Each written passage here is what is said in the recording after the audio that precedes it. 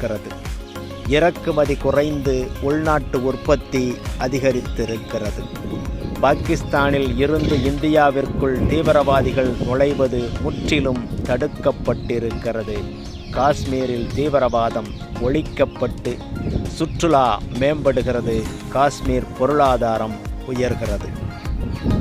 இந்திய இராணுவம் நவீனமயமாக்கப்பட்டிருக்கிறது.